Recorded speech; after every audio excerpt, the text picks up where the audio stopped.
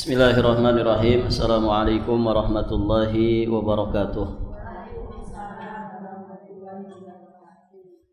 Innal hamdalillah nahmaduhu ta'ala wa nasta'inuhu wa nastaghfiruh wa na'udzu billahi min shururi anfusina wa min sayyiati a'malina. May yahdihillahu fala mudilla lahu wa may yudlil fala hadiya lahu. Asyhadu an la ilaha illallah wahdahu rabbi la syarika lah wa asyhadu anna Muhammadan abduhu wa rasuluh. Qala Allah ta'ala fi kitabihil karim, ya ayyuhalladzina amanu taqullaha haqqa tuqatih wa la tamutunna illa wa antum muslimun, amma ba'd. Allahumma 'allimna ma yanfa'una wanfa'na bima 'allamtana wazidna ilman. Para hadirin, akhwat wa ummahat fillah rahimani wa rahimakumullah. Alhamdulillah, pada kesempatan ini insyaallah taala kita akan mulai mensyarah kitab Salasat al-Usul. Kita alhamdulillah sudah memberikan muqaddimah dari kitab ini, kemudian sudah membacakan matannya. Nah, mulai saat ini insyaallah kita akan mulai mensyarahnya. Pembahasan pertama yang akan kita bahas, kita akan mengenal basmalah terlebih dahulu. Karena risalah ini ditulis oleh muallif dengan permulaan basmalah. PDF-nya sudah ada, Ibu? Ya, silakan diikuti. Nah, kita akan membahas tentang basmalah terlebih dahulu. Pada asalnya di dalam memulai sesuatu, baik itu ceramah, khutbah, menulis, memberikan nasihat, atau yang semisal dengan itu, hendaknya diawali dengan berzikir kepada Allah. Dan inilah jalan yang ditempuh oleh para ulama. Ada 3 cara yang ditempuh para ulama di dalam masalah ini. Jadi di dalam mengawali sesuatu ada 3 cara. Yang pertama, memulai dengan basmalah. Basmalah itu maksudnya kalimat Bismillahirrahmanirrahim.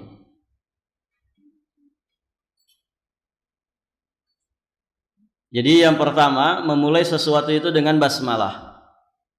Seperti apa yang dilakukan oleh penulis di dalam risalahnya ini. Salasatul Usul itu dimulai dengan Bismillahirrahmanirrahim. Beliau, yakni penulis rahimahullah, mengawali risalahnya dengan basmalah dalam rangka iktidaan bi kitabillah, mengikuti Al-Quran yang diawali dengan basmalah. Kemudian iktidaan bi fi'lin Nabi sallallahu alaihi wasallam, juga dalam rangka mengikuti perbuatan Nabi sallallahu alaihi wa alihi wasallam. Di dalam beberapa keterangan Nabi sallallahu alaihi wa alihi wasallam, beliau menulis surat untuk Raja Rum. Beliau mengawalinya dengan basmalah. Ya, kisah ini masyhur ya. Bagaimana beliau berdakwah melalui tulisan, menulis surat kepada para raja yang ada di masa itu. Ya, di antaranya adalah Raja Romawi. Dan beliau memulai risalahnya itu atau suratnya itu dengan basmalah. Bismillah min Muhammadin ila azimir Rum. Bismillah, dengan nama Allah, dari Muhammad, utusan Allah, kepada pembesar Romawi. Yang salah satu di antara isinya adalah aslim taslam. Masuk Islamlah engkau, maka niscaya engkau akan selamat. Nah, Nabi memulainya dengan basmalah. Di masa ini mungkin surat menyurat agak kurang dipakai Ibu ya. Kalau zaman dulu kita masih ingat banget ya. Anak-anak tahun 90-an itu pasti mengalami. Jadi kalau jauh dari orang tua, nulis surat untuk orang tua. Nanti di amplopnya dikasih perangko. Begitu kan? Sekarang masih ada nggak Ibu? Mungkin masih ya, tapi sudah jarang orang memakainya. Begitu kan? Sampai insya Allah kita masih ingat cara melipat surat, begitu ya? Kalau surat cinta dengan surat biasa itu kan beda cara melipatnya. Ya. Taib, Ibu yang dirahmati Allah. Nah di masa Nabi itu salah satu media dakwah adalah Nabi mendakwahi pembesar-pembesar atau raja-raja yang ada saat itu dengan cara murasalah, ngirim surat. Nah, tulisan pertama di surat itu adalah basmalah, bismillah. Demikian pula ketika Nabi Shallallahu Alaihi Wasallam memerintahkan kepada salah seorang sahabatnya untuk menulis perjanjian Hudaybiyah. Pertama kali yang beliau perintahkan adalah menulis basmalah. Nah, inilah perbuatan-perbuatan Nabi Shallallahu Alaihi Wasallam ya, mengawali sesuatu dengan basmalah. Taib. Demikian pula Nabi Sulaiman alaihi salam, beliau mengawali suratnya untuk Malik Saba, yakni Ratu Balqis. Beliau menulis suratnya, mengawalinya juga dengan basmalah.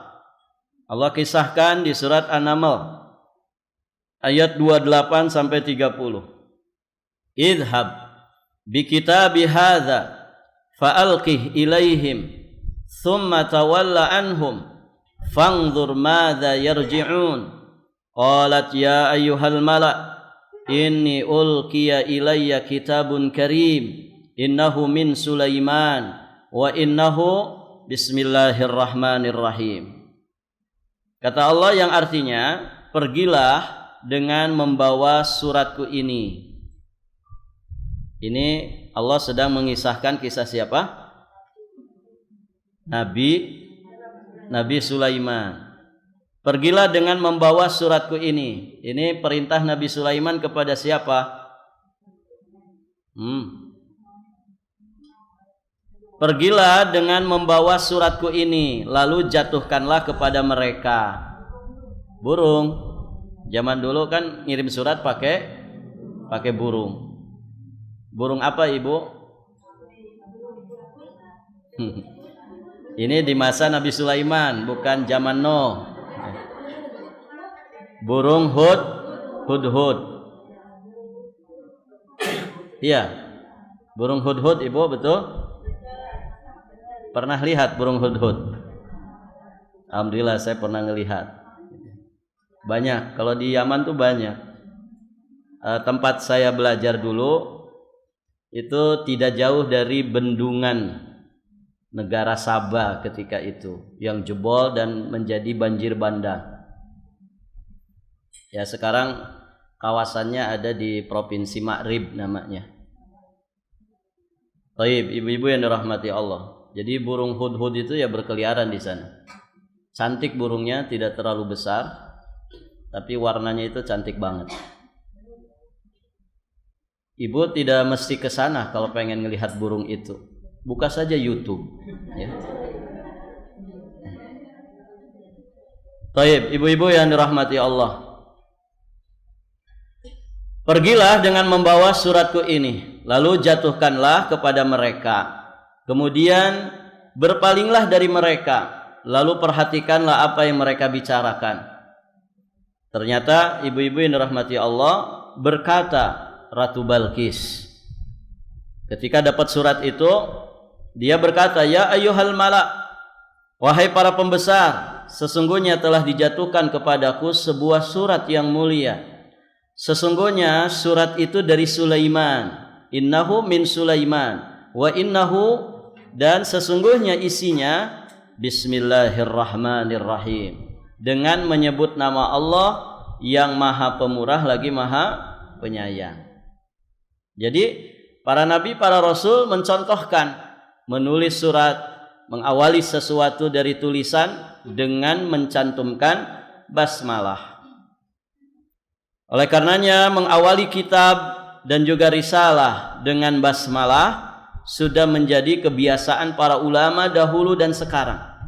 Imam Al-Qurtubi rahimahullahu ta'ala yang wafat di tahun 671 Hijriah atau Masehinya 1273 Masehi rahimahullahu ta'ala, beliau berkata, ittafaqatil ummah ala jawazi katbiha fi awali kulli kitabin min kutubil ilmi war rasail. Ulama umat ini telah sepakat tentang bolehnya menulis basmalah di awal setiap kitab dan risalah ilmiah.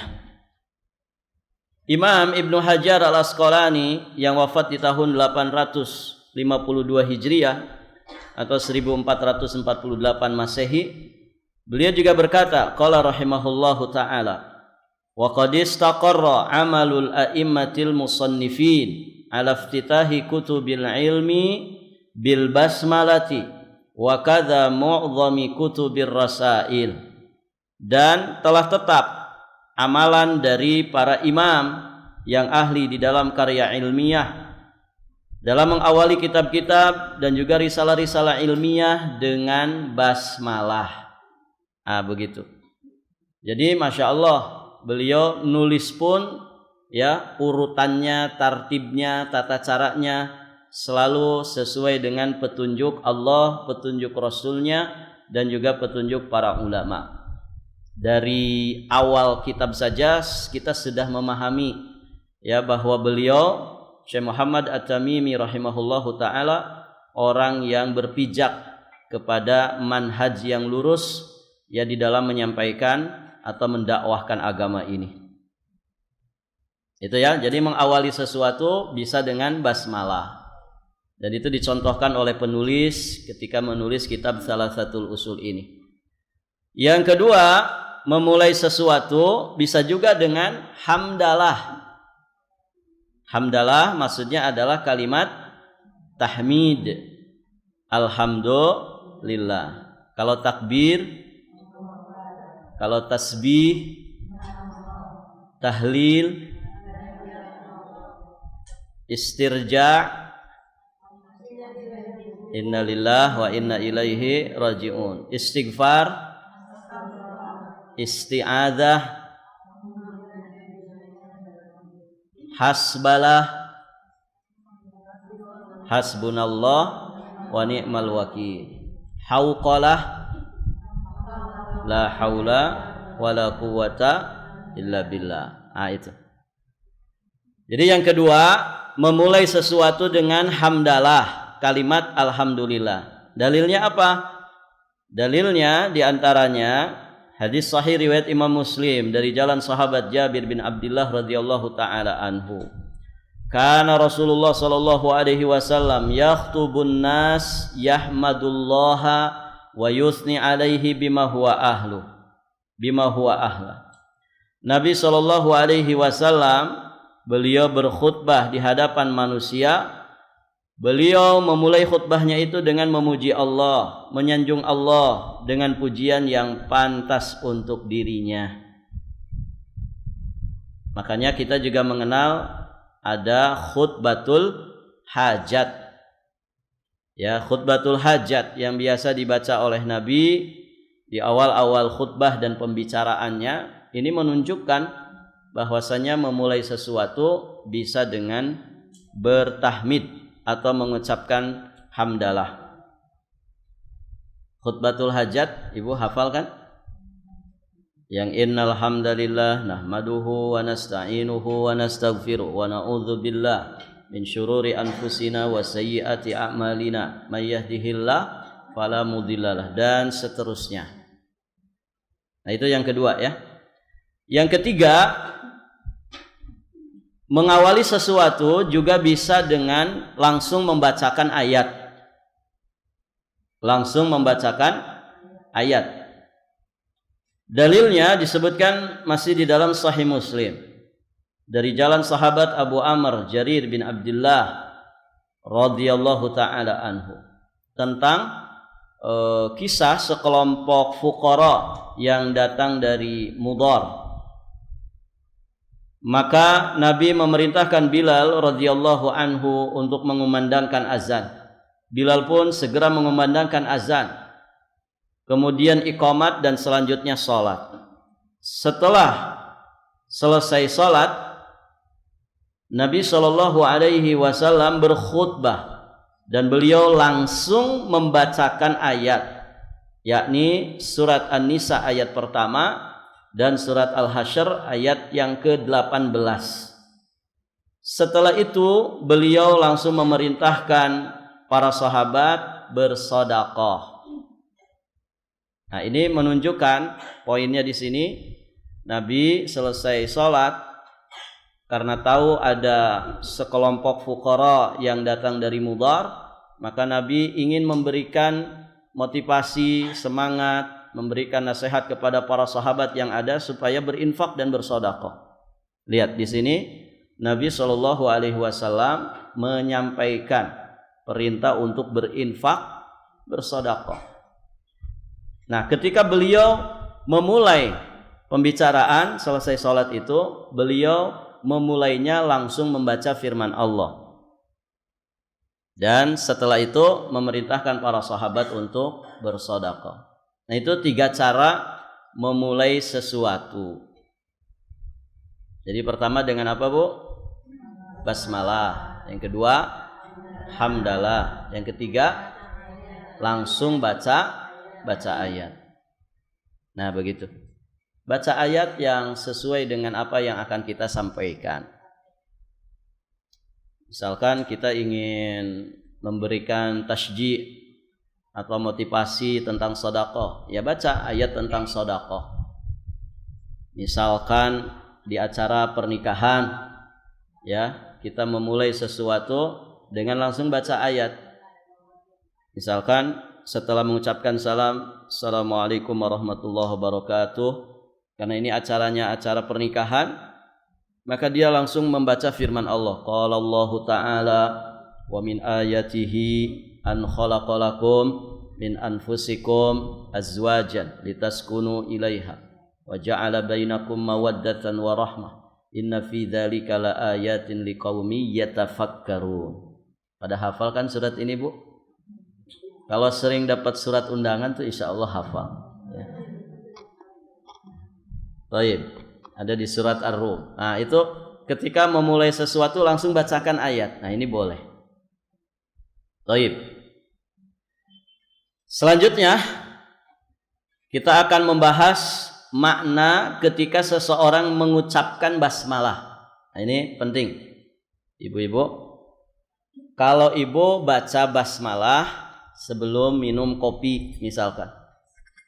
Bismillah, minum kopi dulu. Itu maknanya apa, Bu? Kalau orang memulai sesuatu, dia ngucapin basmalah. Maknanya, perhatikan di situ. Aku memulai apa yang ingin aku kerjakan. Apa yang dikerjakan? Apa saja. Mau membaca, menulis, makan, minum, belajar, bekerja, ataupun yang lainnya. Selama itu perkara-perkara yang minimalnya mubah. Gitu ya. Kalau mau mencuri, bismillah dulu. Boleh tidak, Ibu? Mau berzina, bismillah, Allahumma jannibna syaitan. Setannya dia gitu. Tidak pas. Ya. Jadi memulai sesuatu yang minim-minimnya dia perkara mubah. Kalau perkara haram, Anda menempatkan sesuatu tidak pada tempatnya. Baik. Maka maknanya apa? Aku memulai apa yang ingin aku kerjakan hanya dengan menyebut nama Allah. bukan nama siapapun dari makhluknya. Itu semua dalam rangka meminta keberkahan dan pertolongan darinya, karena dialah yang maha pengasih dan maha penyayang kepada para hambanya. Jadi gini loh Bu, ini sebetulnya poinnya di 2 poin. Pertama, membatasi penyebutan hanya nama Allah saja. Yang kedua, meminta keberkahan dan pertolongan. Begitu. Contoh, kita mau belajar nih, Bismillahirrahmanirrahim. Kita mau belajar. Nah, ketika kita membaca kalimat itu, seolah-olah kita mengatakan kepada Allah, ya Allah, nggak ada loh nama siapapun yang saya sebut untuk saya agungkan, untuk saya muliakan kecuali hanya namamu. Dan tidak ada yang aku harapkan pertolongannya dan keberkahannya kecuali hanya kepadamu. Begitu. Nah, itu 2 poin makna ketika orang itu membaca basmalah. Dia menyatakan kepada Allah bahwa hanya nama Allah yang disebut. Kemudian dia meminta keberkahan dan pertolongan dari apa yang akan dikerjakan. Kalau dia minum, dia ingin keberkahan dari apa yang dia minum. Kalau dia makan, dia ingin keberkahan dari makanan ini. Kalau dia sedang bekerja juga demikian. Dia memulai pekerjaan, dia ingin Allah menganugerahkan keberkahan, kemudahan dan pertolongan dari pekerjaan yang akan dia kerjakan. Dari mana nih kita tahu 2 poin makna basmalah ini? Ya dari rincian penjelasan maknanya. Baik. Nah, kita akan gali Ibu ya tentang basmalah. Sok dilihat. Ibu mohon konsentrasinya ya, karena ini kaitannya dengan tata bahasa Arab juga. Tapi kalau Ibu sudah belajar bahasa Arab mudah saja gitu ya. Yang belum belajar juga insya Allah mudah Ibu ya. Kita ini kan beda-beda tipis lah sama orang Arab gitu. Baik. Perhatikan. Bismillahirrahmanirrahim. Kita akan gali penjelasannya satu kata demi satu kata pada lafaz basmalah ini. Pertama, bismi, yang biasa diterjemahkan dengan nama. Dengan nama. Di situ ada bi, ya kan? Di situ ada bi yang diartikan, diterjemahkan dengan. Nah, huruf ba dalam bahasa Arab itu Ibu, ba itu maknanya banyak. Bisa sababiyah, bisa juga ba isti'anah, ba yang berfungsi untuk minta tolong. Ada yang sekedar huruf jer begitu ya, yang biasanya diterjemahkan dengan. Nah, ba pada bismi itu mengandung makna isti'anah. Artinya huruf ba di situ bukan sekedar ba yang terjemahannya dengan, tapi lebih dalam dari itu. Huruf ba di situ berfungsi untuk meminta pertolongan. Sehingga dari sini kita memahami kalau orang itu baca bismillah, hakikatnya dia sedang minta tolong kepada Allah. Nah, itu Ibu. Adapun ismun, karena diawali dengan ba huruf jer jadinya kasrah, bismi. Ismi itu artinya nama. Kalau orang Jawa bilang apa? Asmanipun ya. Sinten asmanipun ya. Sopo jenenge. Asmanipun. Itu kan jadi bahasa Jawa juga Ibu ya. Karena ismun itu jamaknya asma. Nah, itu. Ibu orang Jawa kan? Oh, orang Jawa saja bahasanya dari Arab gitu. Makanya bahasa Arab itu gampang sebetulnya. Ismi itu artinya nama. Asal kalimat ini asal tulisan aslinya itu huruf ba, ba-nya ada alifnya, kemudian sin, baru kemudian mim. bismi, begitu asal penulisannya. Namun alifnya itu dihilangkan litakhfif, dalam rangka meringankan lisan. Jadi tidak usah biismi. Biismi, nah ini kesulitan orang Arab, makanya disimpelkan, diringankan menjadi langsung bismi. I-nya itu dihilangkan, langsung saja jadi bismi. Ya, samalah kayak kita kan. Orang kita juga kan senang menyingkat-nyingkat ucapan, gitu ya. Di mana OTW BI, gitu kan. Nah, itu kan. Nah, itu sama, meringankan ucapan, meringankan tulisan. OTW BI. Ya. Kalau orang nggak tahu kan nggak mudeng itu. Maksudnya apa OTW BI? Oh, ternyata dia sedang perjalanan menuju ruko Baitul Ilmi. Cukup ditulis OTW BI, gitu kan? Nah, begitu ya, itu menyimpal-nyimpalkan. Aci dicolok, kepanjangan kan? Sudah, tulis aja cilok, gitu kan? Baik, ibu-ibu yang dirahmati Allah. Bakso digoreng, kepanjangan, basreng, gitu kan? Disingkat. Baik, ibu-ibu yang dirahmati Allah. Aci digoreng, kepanjangan, maka disingkat saja cireng. Bakso tahu goreng, nah itu kepanjangan, batagor. Nah itu orang kita juga senang nyingkat-nyingkat, sampai urusan nikah singkat-singkat, 3 bulan cerai, gitu kan. Tapi itu mah negatif ya. Baik, ibu-ibu yang dirahmati Allah. Jadi bismi itu awalnya biismi, dihilangkan alifnya dalam rangka meringankan lisan, karena seringnya kalimat ini digunakan dalam lisan Arab. Di antara kebiasaan orang Arab ketika berbahasa, mereka cenderung meringankan bahasa mereka pada sebagian kalimat, baik dalam pelafalan ataupun dalam penulisan, apalagi kalimat-kalimat yang sering mereka gunakan dalam kesehariannya. Ya, mirip-mirip bahasa kita. Dalam bahasa Arab, kalimat bismi disebut dengan jar dan majrur.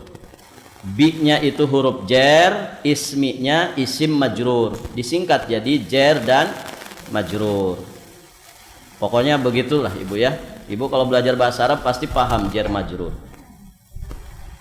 Jar dan majrur dalam kaidah bahasa Arab, mohon diperhatikan nih, terutama yang sudah belajar bahasa Arab. Jar dan majrur dalam kaidah bahasa Arab itu harus muta'alliq. Muta'alliq itu memiliki keterkaitan dengan sesuatu, baik itu fiil, kata kerja, ataupun isim fa'il, subjek, ataupun isim maf'ul, yakni objek. Jar dan majrur itu kalau dalam bahasa Indonesia apa, Bu? Adrusu al-lughatal arabiyyah fil madrasati. Nah, fil madrasati itu namanya jar majrur. Aku belajar bahasa Arab di sekolah. Di sekolah itu namanya jar dan majrur.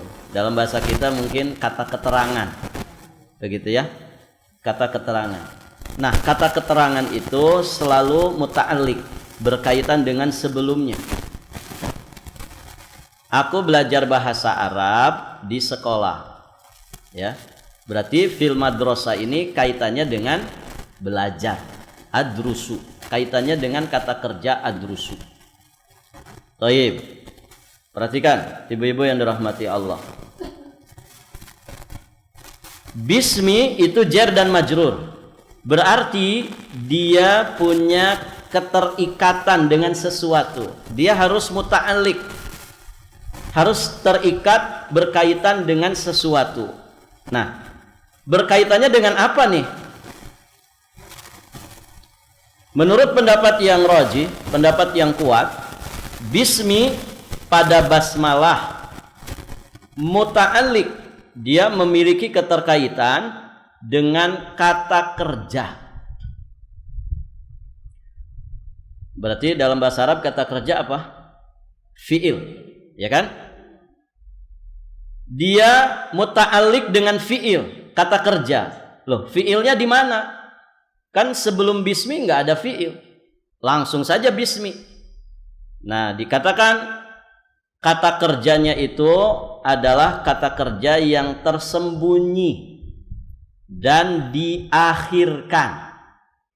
Ya, kata kerja yang mahdzub muakhar.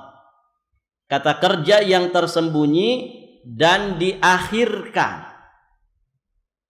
Terus apa kata kerjanya? Kata kerjanya bentuknya apa? Nah, kata kerjanya itu yang sesuai dengan jenis aktivitas yang akan mulai dikerjakan. Mafhum Ibu? Kita kasih contoh. Saya kasih contoh di sini. Kalau kita membaca basmalah ketika hendak membaca, maka berarti kalau kemudian dipecahkan, kalimatnya dilengkapkan, diucapkan semua, berarti seolah-olah kita membaca Bismillahi aqra'u. Gitu Bu. Bismillahi aqra'u. Dengan menyebut nama Allah, aku membaca. Aqra'u itu kan fi'il, kata kerja. Di mana kata kerjanya tersembunyi, tidak ditampakkan. Begitu ya. Kemudian diakhirkan setelah bismillah. Urutan aslinya kata kerja dulu, baru kata keterangan, kan begitu. Aqra'u bismillah. Nah, tapi ini diakhirkan, kata keterangannya yang dikedepankan. Bismillahi aqra'u. Begitu.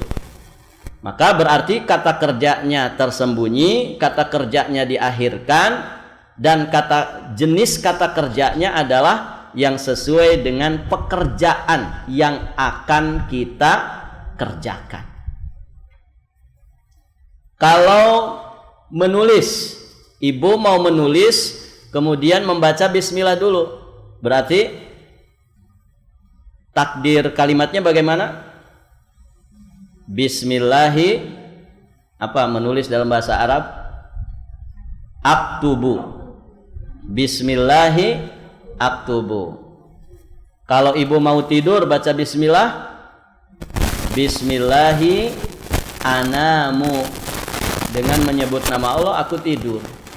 Kalau Ibu mau minum, Bismillahi ashrobu. Ya. Kalau Ibu mau berjalan, Bismillahi amshi. Kalau Ibu mau mendengarkan, Bismillahi asma'u. Nah, begitu. Dengan menyebut nama Allah, aku membaca, aku mendengar, aku berjalan, aku tidur, begitu ya. Kalau orang mau menjembelih, dia baca bismillah, berarti Bismillahi adzbahu. Dengan menyebut nama Allah, aku menyembelih. Nah, itu ibu-ibu yang dirahmati Allah. Bisa dipahami ini? Jadi kalau kita membaca bismillah ketika hendak membaca, maka takdir ketetapan kalimatnya adalah Bismillahi aqra'u. Dengan menyebut nama Allah, aku membaca. Nah, kata membacanya itu disembunyikan dan diakhirkan. Kalau urutan kalimatnya biasanya kata kerja itu di awal, baru kata keterangan, begitu tartibnya Bu. Tapi kalau kata keterangan didahulukan, kemudian kata kerjanya diakhirkan, dalam bahasa Arab ini nanti punya faidah. Dan dari situ kita memahami makna basmalah. Taib. Ibu-ibu yang dirahmati Allah. Kenapa? Lihat pembahasan berikutnya. Kenapa kata kerja membaca diakhirkan di sini? Padahal aslinya di depan. Namanya kata kerja itu di depan, baru kata keterangan. Aku membaca dengan nama Allah. Harusnya kan begitu. Nah, ini kok dengan nama Allah aku membaca. Baik, ibu-ibu yang dirahmati Allah. Maka kita jawab dengan dua jawaban. Kenapa kata kerjanya diakhirkan, kata keterangannya dikedepankan? Ada dua faidah. Pertama, dalam rangka tabarruk, ngalap berkah. Dalam rangka ngalap berkah dengan mendahulukan penyebutan nama Allah. Jadi seolah-olah kita mengatakan begini, Bu, hanya dengan namamu ya Allah, nggak ada nama yang lain yang saya sebut di awal pekerjaan saya ini. Saya dahulukan penyebutan namamu karena saya ingin mendapatkan keberkahan dengan namamu ini. Nah, begitu Ibu. Jadi bismillah itu dalam banget loh. Makanya orang kalau katanya ya zaman dulu orang nyebut bismillah saja bisa ringan badannya gitu ya. Nah, ini mungkin saking dalamnya. Ya, saking dalamnya pemahaman dia dengan bismillah, saking yakinnya dia dengan lafaz bismillah. Dengan izin Allah, ditolong oleh Allah Subhanahu wa taala. Ya, wali-wali Allah, karomah-karomah untuk wali-wali Allah itu bisa saja Allah anugerahkan kepada sebagian daripada walinya. Baik. Itu faidah pertama. Didahulukannya kata keterangan bismillah daripada kata kerjanya, ini dalam rangka ngalap berkah dengan mendahulukan penyebutan nama Allah. Yang kedua, kata kerja yang diakhirkan ini itu berfungsi sebagai hasr. Hasr itu pembatasan maksud. Seolah-olah kita mengatakan aku tidak membaca dengan menyebut nama siapapun untuk mengharapkan berkah dengannya dan meminta pertolongan darinya selain daripada nama Allah. Begitu, pembatasan. Tidak ada ya Allah nama siapapun yang saya sebut di awal pekerjaan saya ini kecuali hanya namamu. Nah, itu pembatasan. Taqdim ma haqqahu ta'khir yufidul hasr. Mengedepankan sesuatu yang harusnya di belakang itu berfungsi pembatasan. Dan banyak di dalam Al-Quran yang seperti itu, Ibu. Yang paling simpel saja di surat Al-Fatihah yang sering kita baca, Iyyaka na'budu wa iyyaka nasta'inu. Ya kan? Iyyaka itu ma'mul, harusnya di belakang dia, secara tartib di belakang. Jadi asal kalimatnya, aslul kalimahnya na'budu iyyaka wa nasta'inu iyyaka. Kami beribadah kepadamu dan kami memohon pertolongan kepadamu. Begitu. Tapi iyyakanya dikedepankan. Nah, itu diantara fungsinya yufidul hasr. Iyyaka na'budu wa iyyaka nasta'inu. Hasr itu pembatasan. Makanya muncul terjemah kalimat hanya. Ya kan? So, Ibu lihat iyyaka na'bud itu diterjemahkan muncul kata hanya. Karena itu pembatasan. Hanya kepadamulah kami beribadah dan hanya kepadamulah kami memohon pertolongan. Jadi seolah-olah kita mengatakan tidak ada yang lain ya Allah yang kami ibadahi. Tidak ada juga yang lain yang kami minta pertolongan dengan segenap jiwa raga kami. Begitu. Baik. Ibu-ibu yang dirahmati Allah. Nah, demikian. Nah, dari sini kita bisa paham. Oh, berarti benar. Kalau orang nyebut bismillah dalam memulai sesuatu, dia sedang minta keberkahan dan juga minta pertolongan kepada Allah Subhanahu wa taala. Paham sampai di sini, Ibu? Semoga bisa dipahami. Bismi sudah selesai itu. Selanjutnya Allahi. Berarti bismillahi. Allah di sini disebut juga dengan lafzul jalalah atau ismul a'zam, nama yang paling agung. Lafdzul jalalah disebutkan di dalam Al-Quran sebanyak 2360 kali. Berarti banyak banget. Lafdzul jalalah di sini itu sebagai mudhafun ilaih. Kalau yang belajar bahasa Arab paham lah. Dia sebagai mudhafun ilaih, yakni tempat sandaran. Sedangkan mudhafnya, kata yang disandarkan adalah kalimat ismi. Jadi bismi itu isminya mudhaf, Allahinya mudhafun ilaih ala jalalatihi.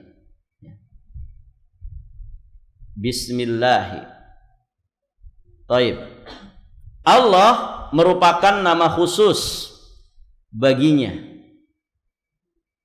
Selain Allah tidak boleh diberi nama dengannya. Siapa nama anaknya ibu? Allah. Boleh enggak? Tidak boleh. Karena ini nama khusus bagi Allah. Tidak boleh selain Allah dinamakan dengan Allah. Nama Allah ini merupakan asal. Jadi aslul asma lillah itu Allah. Asal dari seluruh nama Allah itu ya Allah. Adapun yang lainnya disebut tabi'. Tabi' itu cabang darinya. Saya kalau menyebutkan Al-Aziz, maka ibu pasti menjawab, Al-Aziz itu siapa? Allah. Kalau saya menyebutkan Al-Jabbar, ibu pasti jawab, siapa Al-Jabbar? Allah. Kalau saya menyebutkan Al-Qahhar, ibu pasti jawab, Al-Qahhar itu adalah Allah. Jadi asma Allah yang husna itu banyak. Semua asma-asma dari Asmaul Husna ini semuanya berpulang kepada lafdzul jalalah. Makanya disebut Ismullah Al-A'zam, nama Allah yang paling agung. Karena semua nama itu bermuara kepada Allah. Bisa dipahami ibu? Nah begitu. Kalau saya menyebut Ar-Rahman Ar-Rahim, siapa Ar-Rahman Ar-Rahim itu? Allah. Kalau saya menyebutkan Ar-Razzaq, Al-Ghaffar, Ar-Rahim, Al-Aziz, Al-Khabir, siapa itu? Allah. Al-Muqtadir, Al-Qadir, Al-Qadir, siapa itu? Allah. Al-Muhaimin, Al-Muhaimin, siapa? Allah. Al-Wahhab, Allah. Semua berpulang kepada Allah. Maka Allah itu Ismullah Al-A'zam. Baik, lanjut. Kalimat Allah aslinya adalah Al-Ilah. Ini kronologisnya sampai ada lafdzul jalalain. Kalimat Allah itu aslinya Al-Ilah, namun dihilangkan hamzahnya. Kalau dihilangkan hamzah berarti jadinya Al-Lahu. Ya kan? Hamzahnya dihilangkan, berarti tinggal alif lam, kemudian lam dan ha. Karena hamzahnya dihilangkan. Al-Ilah, dihilangkan hamzahnya dalam rangka memudahkan lisan. Sehingga lafalnya menjadi Al-Lahu. Al-Lahu. Ketika lam sukun ketemu dengan lam berharokat, maka berlakulah hukum idgham. Idgham itu memasukkan. Ada lam sukun ketemu lam berharokat, maka diidghamkan. Lam satu itu digabungkan ke lam yang kedua, tapi dirubah jadi tasydid. Makanya definisi tasydid itu apa? Hah? Ada yang belajar tahsin? Belajar tajwid?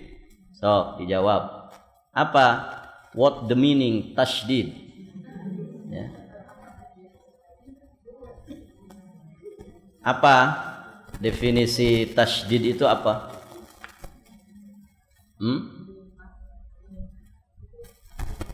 Ini enak kalau ada papan tulis, bisa ngejelasin. Definisi tasydid atau syiddah itu apa bu? Syiddah atau tasydid itu adalah huruf double. Paham Ibu? Madda misalkan. Madda itu aslinya apa? Aslinya apa? Madda. Kalau ada kalimat madda itu aslinya apa? Madada.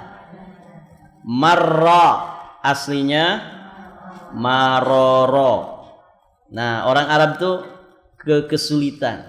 Madada, maroro, kolala, ya, kolala, susah.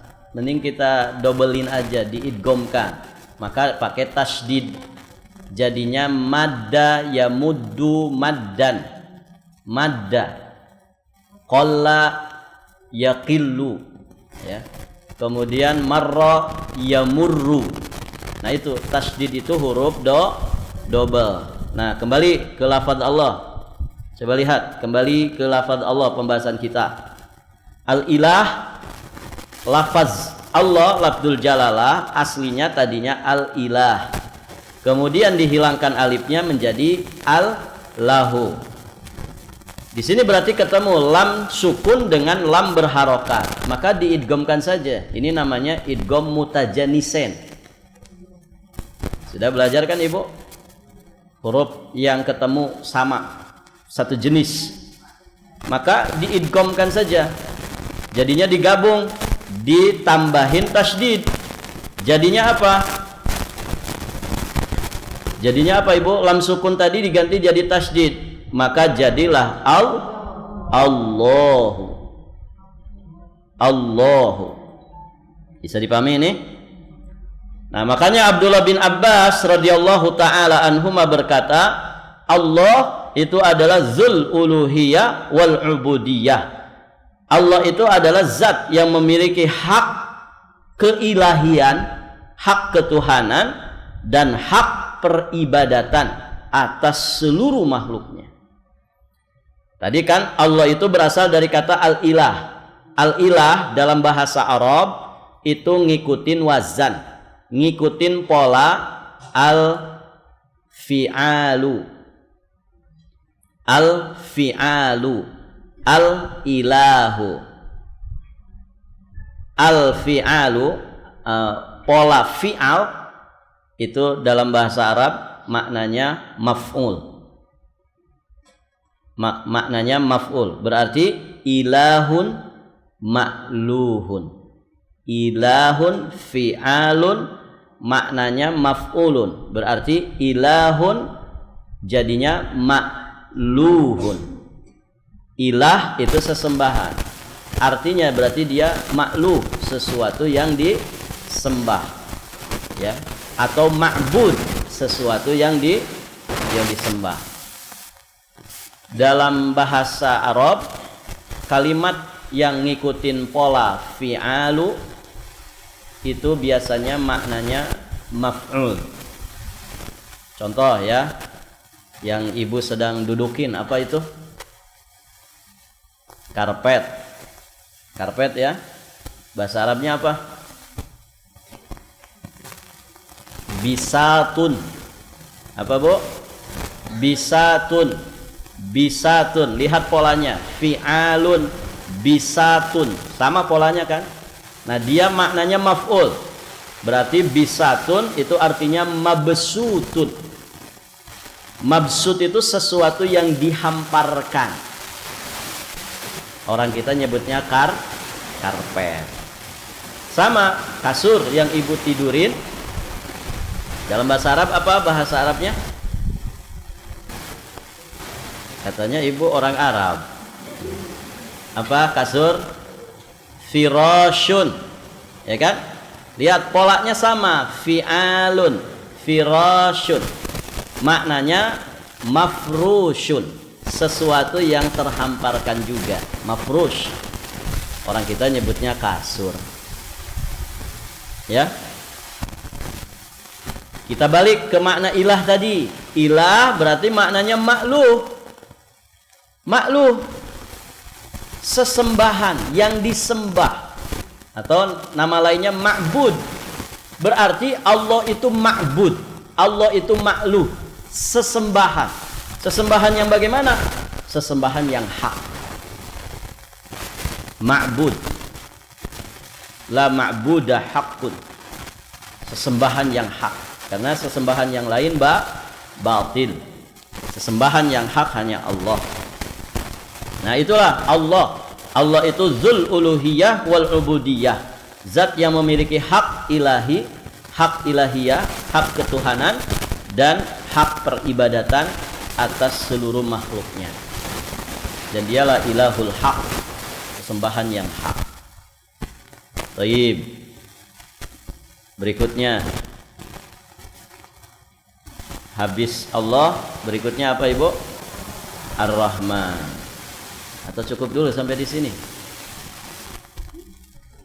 Masih boleh tambah Ibu? Bismillah sudah paham? Kalau sudah paham saya tanya, boleh? Karena ciri paham itu bisa menjawab.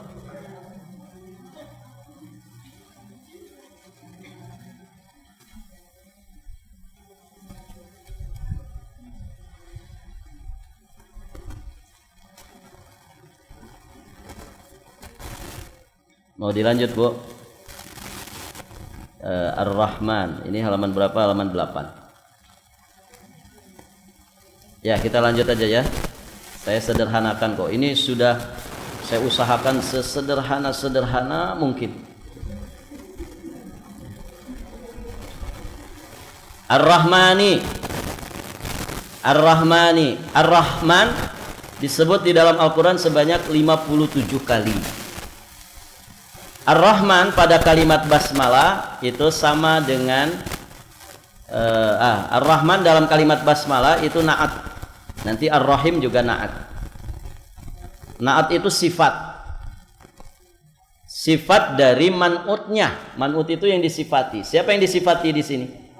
Allah. Jadi Ar-Rahman itu sifat bagi Allah. Paham kan? Begitu. Ar-Rahman juga termasuk nama Allah yang khusus baginya saja. Tidak boleh ibu ngasih nama anak Ar-Rahman. Tidak boleh. Rahman saja tidak boleh. Ya. Kalau pakai Abdul bagus. Jadinya Abdurrahman. Itu nama paling bagus. Ini Rahman saja. Siapa namanya? Rahman. Nah itu enggak boleh. Kenapa Bu enggak boleh? Kenapa enggak boleh? Karena ini nama khusus bagi Allah. Emangnya kenapa? Iya. Dari terjemahannya, dari maknanya kita paham. Kayak tadi Allah kan nama khusus kan? Kenapa nggak boleh diberikan nama ini kepada makhluk? Karena maknanya nggak bisa masuk. Allah itu kan Dzul Uluhiyah wal Ubudiyah, sesembahan. Manusia bukan sesembahan. Paham Ibu? Ar-Rahman juga begitu. Kenapa makhluk itu nggak boleh dinamakan Rahman? Karena maknanya berat. Hanya Allah yang bisa. Apa makna Ar-Rahman Ibu? Nah, di sini kita bahas. Nama Ar-Rahman itu Dzur-Rahmah wa Al-Wasi'ah. Zat yang memiliki rahmat yang maha luas. Maha luas, tidak terbatas. Kadarnya, jenisnya, waktunya tidak terbatas. Kalau manusia punya kasih sayang Bu? Ibu sayang suami Ibu? Asli? Oh sayang Ustadz, apalagi tanggal muda begini. Ya, thayyib.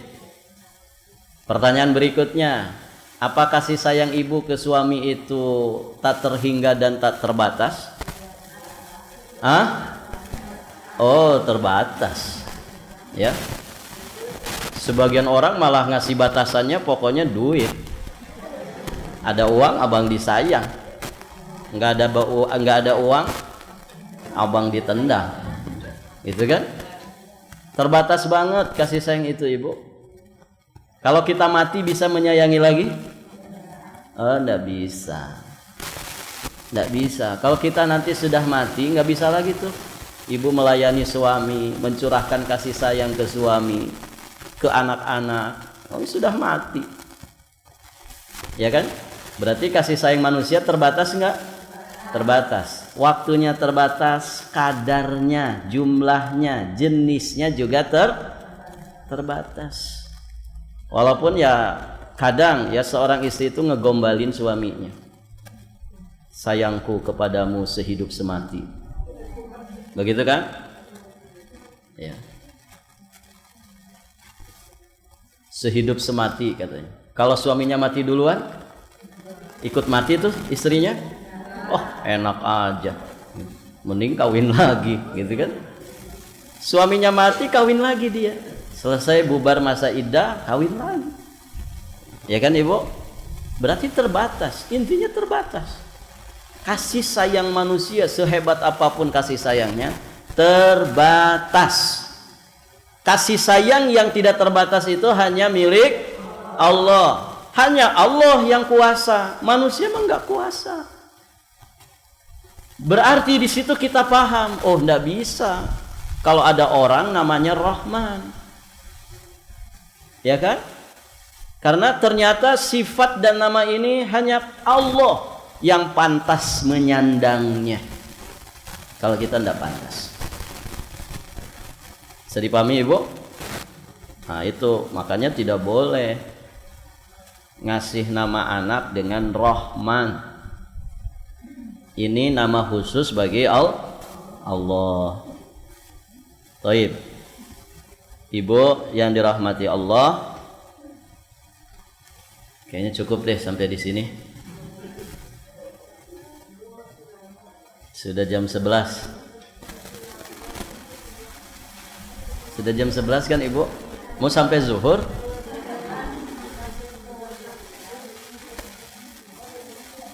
Ya.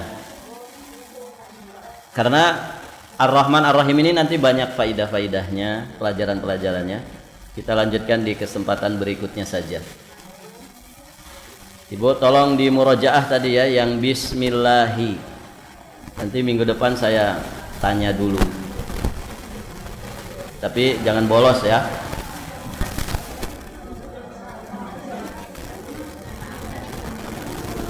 Nah ini ya, belajar tuh begini. Belajar itu ya Ibu harus muter otak gitu, untuk memahami ya.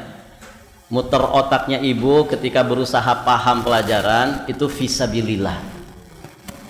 Di situ yang namanya jerih payah menuntut ilmu agama, bukan sekedar jiping saja, ngaji kuping, yang penting didengerin, bar hobeh, bubar siji, bubar kabeh, gitu kan? Tapi betul-betul berusaha memahami, oh ternyata begini ya dalamnya kandungan makna bismillah.